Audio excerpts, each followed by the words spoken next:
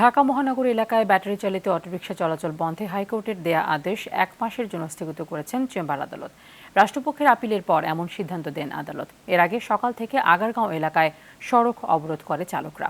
এ সময় চরম ভোগান্তিতে পড়েন যাত্রীরা। আরও জানাচ্ছেন খান আলামিন।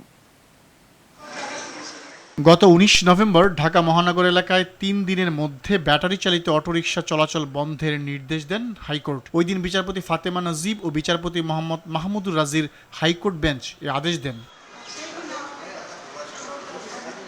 এরপর থেকে রাজধানী জুড়ে শুরু হয়ে ব্যাটারি চালিত রিকশা চালকদের সড়ক অবরোধ করে আন্দোলন। তাদের আন্দোলনের ফলে সরকারের পক্ষ থেকে এটি বাতিল করার সিদ্ধান্ত হয়।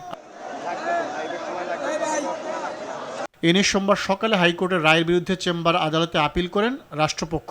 শুনানি শেষে হাইকোর্টের দেয়া আদেশ 1 মাসের জন্য স্থগিত করেছে চেম্বার আদালত। যারা এই ব্যাটারি চালিত রিকশার উপরে জীবন নির্বাহ করে তাদের বিষয়টি আমাদেরকে অত্যন্ত মানবিকভাবে দেখতে হবে। তবে যেহেতু সর্বোচ্চ আদালতের একটি বিষয়, একটা আইনি কাঠামোর মধ্যে না এনে যেন কোনো রকম কোনো সিদ্ধান্ত গ্রহণ করা না হয়। এর আগে ব্যাটারি চালিত অটোরিকশা চালক ও সংশ্লিষ্টদের দাবি নিয়ে ডিএমপি সদর দপ্তরে অটোরিকশা, অটোভ্যান ও ইজিভ্যান চালক ও ইউনিয়নের নেতাদের সঙ্গে বৈঠক করেন ডিএমপি কমিশনার। এ সময় তিনি তাদের অটোরিকশা চলাচলের ব্যাপারে আশ্বস্ত করেন। আপনারা সবাই মিটিং করেন, মিটিং করে কমিটি বানান, কেন্দ্রের কমিটি থেকে লোকাল কমিটিকে গাইড করেন। আপনারা যারা চাঁদাবাজি করে ওদেরকে বলেন যে খবরদার এই কাম করতে যাবে না। পুলিশের তরফ থেকে আমি সব ধরনের সহযোগিতা, আমার ওসি থাকবে সেখানে, আমার ওসি যদি এই কাজে সহযোগিতা না করে সে নাই হয়ে যাবে। এই চাঁদাবাজি বন্ধ হতেই হবে।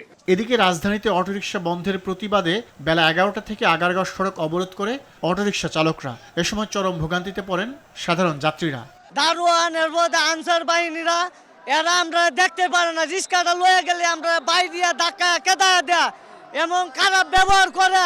পেড়ে নামছি, অসল মানুষ, হাত পাতে খাইতেছি না, কর্ম করে খাইতেছি, কোনো মানে রাত্রি বলে আমরা কি করাম স্যার। প্রশাসনের আশ্বাসের ফলে দুপুর 2:30টার দিকে সড়ক ছেড়ে চলে যান ব্যাটারি চালিত অটোরিকশা চালকরা। খান আলামিন, RTV, ঢাকা।